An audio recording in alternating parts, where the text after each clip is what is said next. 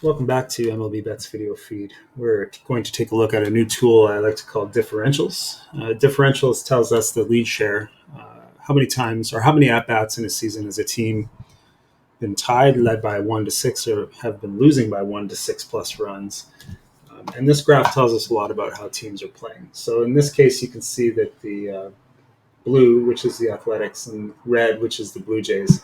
Blue Jays play a lot tighter baseball, noting that the width at half height of their histogram is probably much smaller than it is for the Athletics. Athletics have a more variant, more chaotic result set where more at bats are skewing into the tails, which tells us they are more variant in their ability or in our ability basically to predict what their lead share is going to be. But we're much more sure about the Blue Jays. They play tighter ball and for the most part, do a lot of 1 and 2 run losing as well as compared to 1 and 2 run winning. So if we looked at this yesterday, we would have seen Athletics were a pretty good pick because they're an underdog.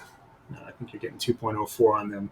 And there's much more chance that a variant inning where you have a 4 or 5 run explosion happens in their favor.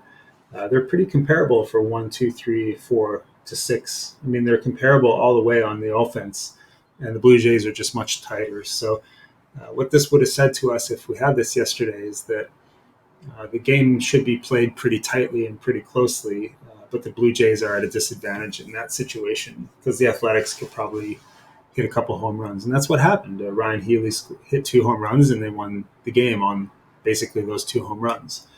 So when you look at that stuff, you really appreciate differentials because it tells you a lot about a team. So let's pick the Astros, for instance. In the case of picking the Astros, we would see a massive advantage in terms of lead share. Of course, right? Astros are the best in the league.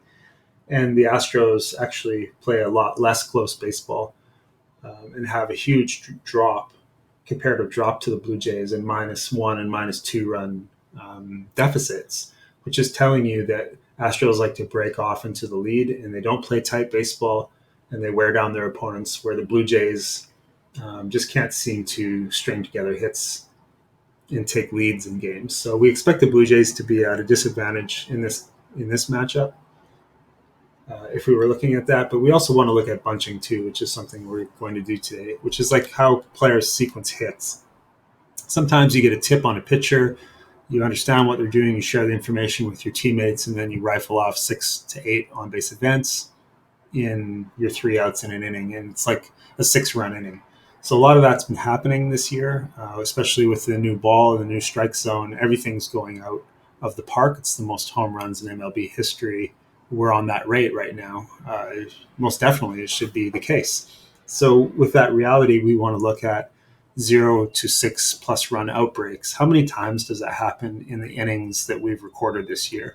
So we can just compare the Astros versus the Blue Jays and then see how many 0 run innings, 1 run innings, 2 run, 3, 4, all that stuff. So we want to look at the bunching or the sequencing of the runs and build a ratio that lets us know how likely it is if our team is up 3-1 in the eighth that a 5 run outburst freak inning is going to happen. We really would like to know that stuff. So that's going to be the new tool here on our website, and we're going to make that dynamic too, so that you can pick a date range on a slider and then look at the kind of the fluid motion of this graph. So we'll make it relative, and we'll look at the fluid motion of the graph as you look at 100 at bats, 200, 300 at bats, 4 or 5, all the way to 1,000, and we can get an idea of when teams are getting hot and cold. As in financial instrument, you want to fade a hot asset while it's at a high price, and it's going on the way down. So you want to short good teams who are showing evidence of a fraying offense, and you want to go long on teams who are considered very weak and not able to score runs, but you notice an uptick in their financial output.